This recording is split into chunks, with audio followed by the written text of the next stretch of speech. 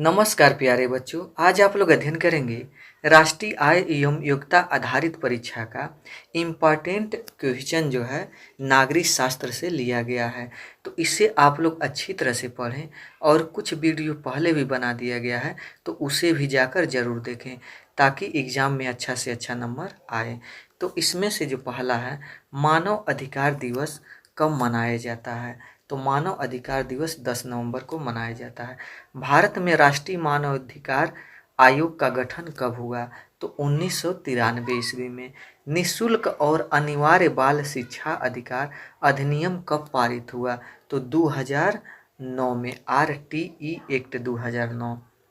अगला प्रश्न, शिक्षा के अधिकार को मौलिक अधिकारों में कब जोड़ा गया? तो 2002 में यानी 86वें संविधान संशोधन द्वारा अनुच्छेद 21 का क में जोड़ा गया। तो यह अगला प्रश्न, शिक्षा का अधिकार अधिनियम किस आयु वर्ग के बच्चों के लिए बना है? तो यह निःशुल्क और अनिवार्य शिक्षा का प्रावधान है 6 से 14 वर्ष के बच्चों के लिए। अगला प्रश्न, वर्तमान में संविधान द्वारा दिए गए मौलिक अधिकारों की संख्या है? तो वह 6 है। अगला प्रश्न है कि राष्ट्रीय बाल अधिकार संरक्षण आयोग की स्थापना कब की गई? तो मार्च 2007 में की गई। कैलाश सत्यार्थी को कब और किस कार्य के लिए नोबेल पुरस्कार मिला? तो 2014 में बच्चों को खतरनाक उद्योगों और बाल मजदूरी से मुक्त कराने के लिए मिला। फिर अगला प्रश्न कि संविधान सभा का संवैधानिक सलाहकार किसे नियुक्त किया गया था? तो BN राव को। अगला प्रश्न, भारत कब गणतंत्र बना? तो 26 जनवरी 1950। अगला प्रश्न है, भारत के संविधान की प्रस्तावना में प्रथम संशोधन कब हुआ? तो 1976 में हुआ। संविधान की प्रस्तावना के अनुसार भारत किस प्रकार का राष्ट्र है? तो धर्मनिरपेक्ष, यानी भारत का कोई निश्चित धर्म नहीं है। अगला प्रश्न कि संविधान की प्रस्तावना में देश को किस नाम से पुकारा गया है? इंडिया और भारत दोनों नाम से। अगला प्रश्न, वर्तमान में भारतीय संविधान में कितनी अनुसूचियां हैं? तो 12 हैं। 8वीं अनुसूची में किसका उल्लेख किया गया है? तो भारत की 22 भाषाओं का। 9वीं अनुसूची में किसका उल्लेख किया गया है?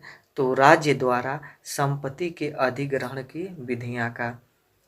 अगला प्रश्न है, 11वीं अनुसूची को संविधान में कब जोड़ा गया है? यानी 11वीं जो अनुसूची है उसको संविधान में कब जोड़ा गया तथा इसमें किसका उल्लेख है?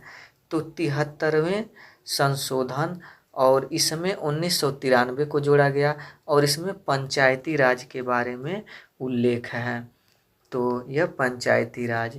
फिर अगला, राष्ट्रपति को महाभियोग की लिखित सूचना कितने दिन पहले देनी आवश्यक होती है? तो 14 दिन पहले। राष्ट्रपति के रिक्त पद को कितने महीनों के अंदर भरना होता है? तो 6 महीनों के अंदर। भारत के प्रधानमंत्री की नियुक्ति कौन करता है? तो राष्ट्रपति करता है। अगला प्रश्न है कि भारत के महान्यायवादी की नियुक्ति कौन करता है? तो राष्ट्रपति करते हैं। संसद द्वारा पारित विधेयक किसके अनुमोदन के बाद कानून बन पाता है? तो वह राष्ट्रपति के अनुमोदन के बाद। अगला प्रश्न, धन विधेयक को पेश करने के लिए किसकी पूर्ण सहमति आवश्यक है? तो वह राष्ट्रपति। अगला प्रश्न, दूसरे देशों के साथ कोई भी समझौता या संधि किसके नाम से की जाती है? तो राष्ट्रपति के नाम से। अगला प्रश्न, भारत की प्रथम महिला राष्ट्रपति कौन है? तो प्रतिभा देवी सिंह पाटिल हैं। भारत के प्रथम उपराष्ट्रपति कौन थे? तो सरदार वल्लभ भाई पटेल, भारत के प्रथम प्रधानमंत्री। तो भारत के प्रथम प्रधानमंत्री जो उप में थे तो वह सरदार वल्लभ भाई पटेल थे, यानी उप प्रधानमंत्री।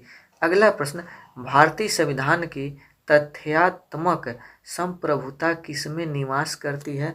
तो प्रधानमंत्री में। अगला प्रश्न, कौन से प्रधानमंत्री एक भी दिन संसद नहीं गए? तो चौधरी चरण सिंह। अगला प्रश्न है, भारत में किसी भी सदन का सदस्य बने बिना कोई व्यक्ति मंत्री पद पर कितने दिन रह सकता है? तो वह 6 माह तक। अगला प्रश्न है कि स्वतंत्र भारत के प्रथम कानून मंत्री थे? तो वह डॉक्टर भीमराव अंबेडकर थे। अगला प्रश्न, भारतीय संविधान में किस पद का उल्लेख नहीं है? तो उप प्रधानमंत्री पद का। अगला प्रश्न, भारतीय लोकसभा को कौन भंग कर सकता है? तो राष्ट्रपति। सदन के संयुक्त अधिवेशन की अध्यक्षता कौन करता है? तो लोकसभा अध्यक्ष करता है। फिर अगला प्रश्न है, लोकसभा द्वारा पारित धन विधेयक को राज्यसभा को कितने दिन के भीतर लौटाना होता है? तो 14 दिन के। अगला प्रश्न, लोकसभा सदस्य की न्यूनतम आयु है? तो लोकसभा सदस्य की न्यूनतम आयु 25 वर्ष है। प्रथम लोकसभा अध्यक्ष थे तो गणेश वासुदेव मावलंकर थे। तो इसमें यह।